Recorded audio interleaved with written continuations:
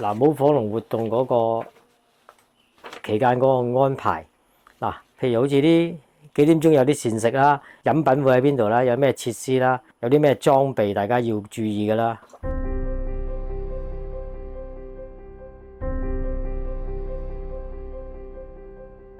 我姓蕭，全名蕭君倫，我係村裏面嘅村代表啦，咁我亦都係火龍會嘅總監。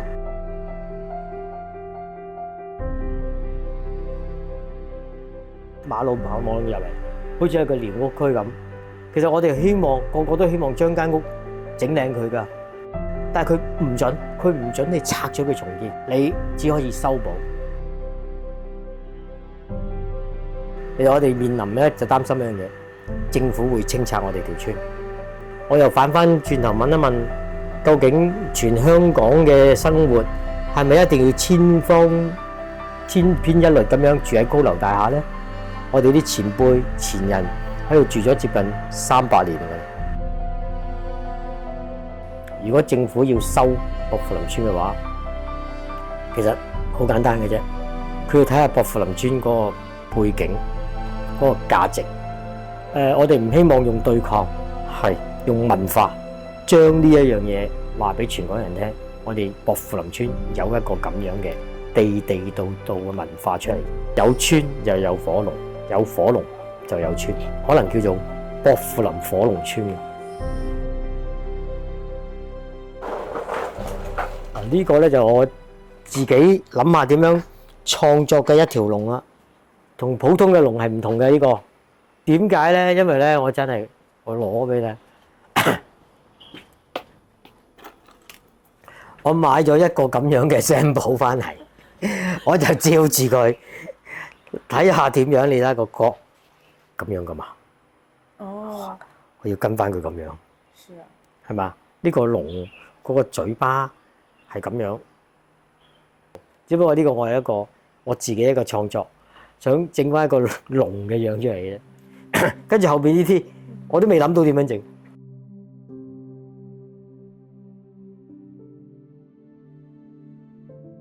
其實我講個少少笑話俾你聽。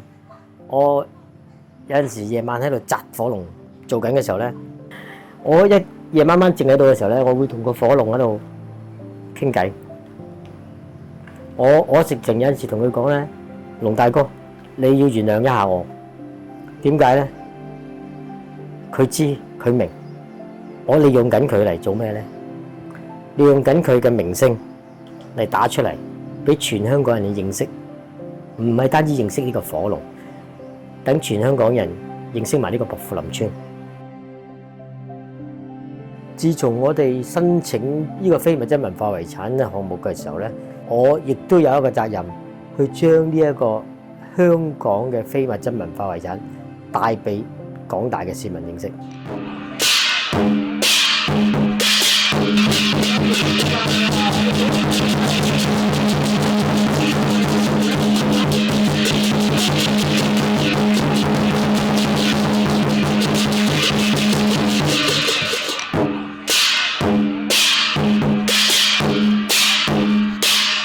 講緊唔單止淨係薄扶林村人啦，社區人士、外面嘅人士都一齊參與，係集合咗好多人嘅力量去做緊呢一個動作。成個舞火龍嘅活動咧，其實係一個團結嘅精神，係人一個接觸係一個最強嘅。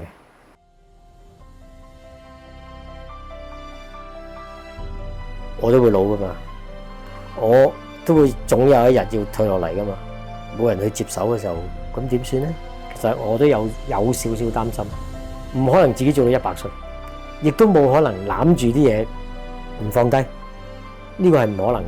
咁所以咧，我希望我做到嘅嘢咧，盡量邊個肯學，邊個肯嘗試嘅，我俾佢去試。年青人咧，而家啲興趣咧唔多大嘅。而家因為小朋友、年青人太多外邊嘅誘惑，太多物質。佢哋唔會諗到呢樣嘢係咁珍貴。嗱，如果50年、100年，薄扶林村仲可以保留喺度嘅話咧，我諗佢應該會有啲改變。第一，起碼嗰個生活環境啦、環境衛生咧一定要改變。呢一個火龍一定會有更加多嘅聲音，一定會更加大嘅迴響。